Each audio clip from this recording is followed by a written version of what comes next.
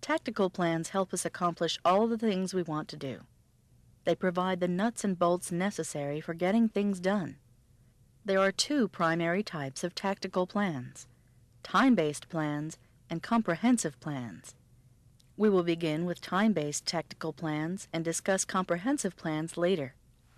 Time-based plans put the work onto a timeline to help us stay on track for completing the projects that were laid out for us during the strategic planning process. Tactical plans are not only used to help you remember what needs to be done, but they are a powerful tool used for prioritizing your workload. To create a time-based plan, you must break down the big goals into smaller bite-sized tasks.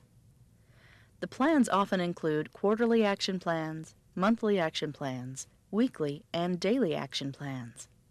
While some may choose not to break down the workload to weekly or daily tasks, virtually all managers will benefit from quarterly and monthly action plans. These tactical plans are also easy to implement. Begin by transferring each action item onto a calendar according to its starting date.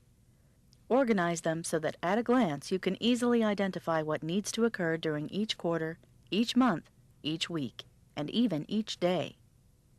You will need to practically identify smaller action steps as you progress toward your daily action calendar. Prioritizing these tasks is essential. Maintaining your focus on that which is truly a priority will inevitably yield much greater results.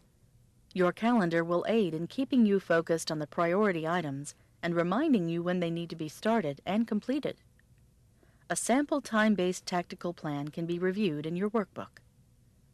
This is the master plan of action that will help guide you through the year. This is not a document to complete and file away. Rather, it is an active document that should be kept within your grasp at all times.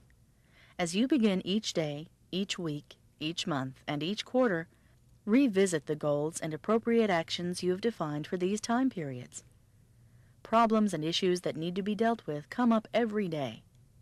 Client issues and staff crises are just some examples of unexpected problems. To help you manage this never-ending stream of issues coming in, keep your action plans on your desktop or some other place where you can reference it regularly. As things come in, compare them to your list and assign a priority for accomplishing them. Sometimes they have a low priority and don't need to be done in the month they arrive.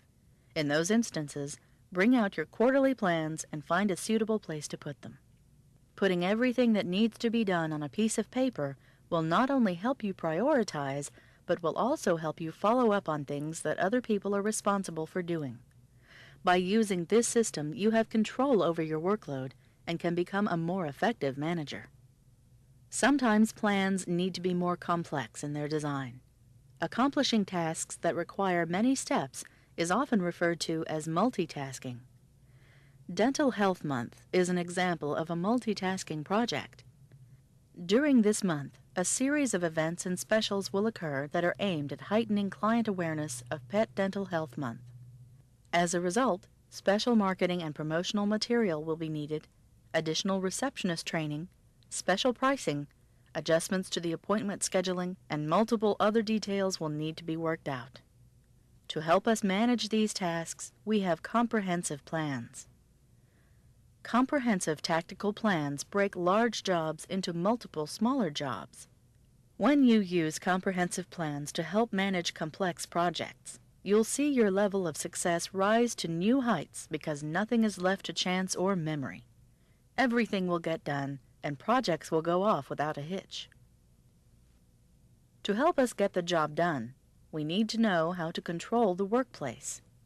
Understanding how to do that means understanding the second principle of management, that is, control.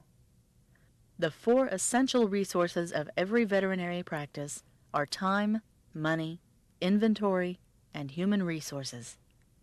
Everything we can control will normally fall into one of these four categories. In this segment, we'll look at each of these categories and gain an understanding for what needs to be done to control them. We'll begin by talking about controlling time. It has been accurately said, time is money.